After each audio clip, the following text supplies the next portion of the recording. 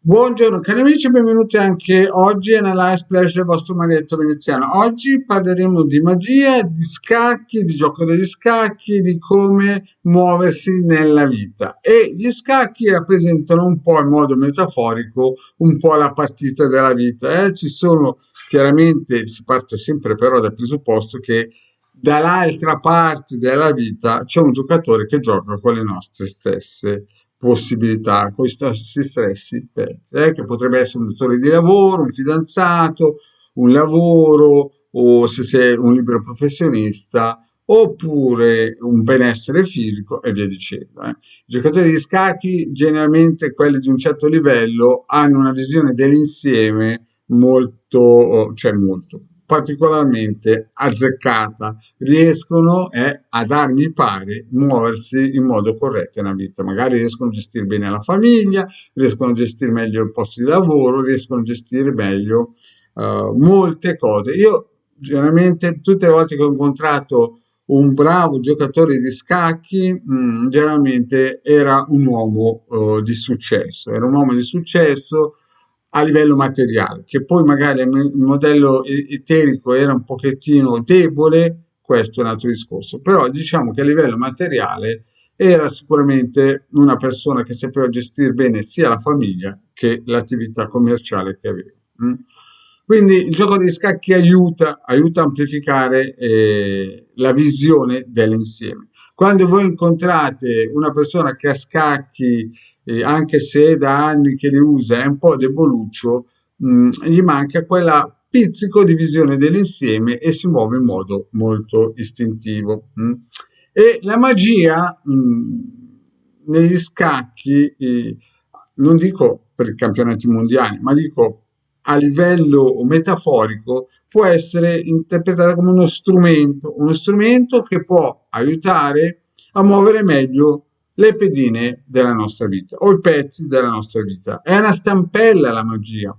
Però purtroppo in questo periodo storico, nei vari social, oltre che la magia vera, quella originale, quella che si è tramandata da millenni, si è instaurata una tipologia che non è magia, ma è New Age, no? Queste, mettiamo le paroline magiche, quelle che risolvono tutte, le paroline di potere, mettiamo l'energia che te la mando. Sapete, queste cose buon marché, no?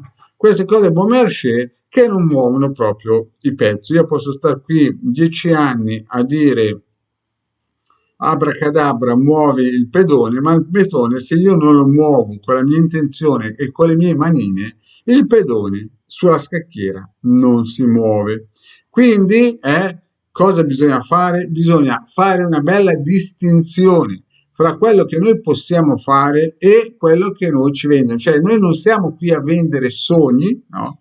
Non siamo qui a far nevicare all'inferno, ma siamo qui a dirvi, no? Che questa è una metafora di quella degli scacchi, che nella vita la magia è importante, perché come diceva il mio vecchio, chi comanda il mondo eterico comanda il mondo. Però non è tutto, una parte, per via del karma, la dobbiamo fare noi.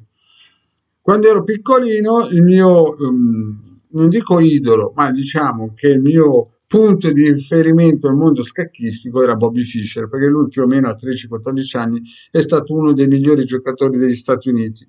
In quel periodo storico lì, gli Stati Uniti e la Russia a scacchi si incontravano poco. A livello mondiale i russi erano i numeri uno, ma Bobby Fischer non era da meno. Infatti, quando i russi si sono scontrati con Bobby Fischer, hanno preso una cantonata, cioè hanno perso, perché Bobby Fischer era qualcosa un po' sopra le righe anche per i russi.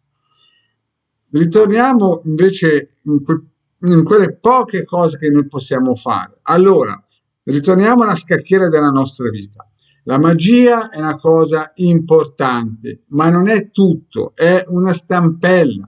Se io devo andare, non so, da Messina a Roma, posso andarci a piedi, o posso andarci in treno, o posso andarci con l'elicottero. La magia può essere vista come un treno o un elicottero, però posso anche andarci a piedi per il mio benessere fisico. Magari con l'elicottero, se sbaglio anche mago, posso cadere e farmi male. Quindi, se voi mettete questi esempi sulla scacchiera, alcune volte alcuni maghi si vendono come torri, no? Come questo pezzo, vedete, una torre, ma nella realtà sono delle pedine e viceversa ci potrebbe essere anche casi che sono opposti. Quindi noi dobbiamo sempre sapere che pezzi stiamo muovendo sia sulla scacchiera che nella nostra vita. Dobbiamo sempre affiancarci a dei giocatori migliori di noi, perché dai migliori si impara. Se io vado a giocare contro una schiappa, non potrò mai migliorarmi. La schiappa si migliorerà perché guarda come gioco, come penso, imparerà i miei trucchetti. E questo succede così pari pari nella vita. Voi dovete sempre affiancarvi ai migliori.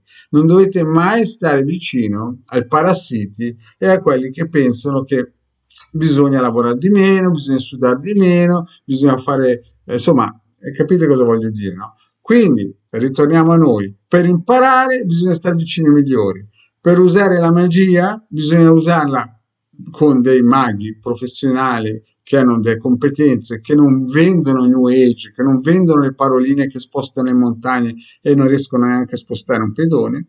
E in più bisogna avere anche una logica. Non è vero che bisogna essere intelligentissimi a giocare a scacchi, però bisogna avere una visione dell'insieme, una grande memoria e avere un pizzico di estro, perché se no restate sempre nelle 4-5 mosse e ogni giorno è un copia e incolla, come nella vita, come diceva Osho. Ci sono persone che vivono un copia e incolla, cioè vivono un giorno per 300 anni, praticamente è come se fossero delle fotocopiatrici. Allora, oggi ho fatto questa piccola pillola non per parlarvi degli scacchi, ma per spiegarvi che se volete aiutare qualcuno della vostra famiglia è meglio che incominciate a fargli fare uno sport tipo gli scacchi, che possono allenare un punto di vista, un modo di allenare la mente.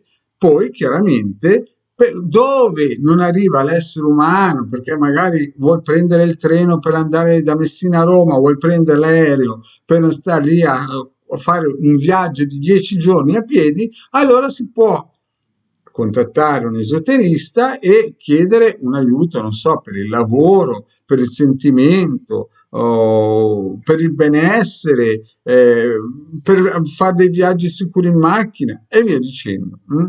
E questo può succedere, è sempre successo, però se voi pensate che ripetere 10.000 volte una parola di potere muove un pedone sulla scacchiera o vi farà andare meglio in macchina, io non dico che bisogna essere caduti a piccoli nel seggiolone, perché Marietto queste cose non le dice, però insomma si è un pochettino creduloni. Bene, cari amici, vi ringrazio di avermi seguito fino a qua e ci sentiamo alla prossima. Ciao.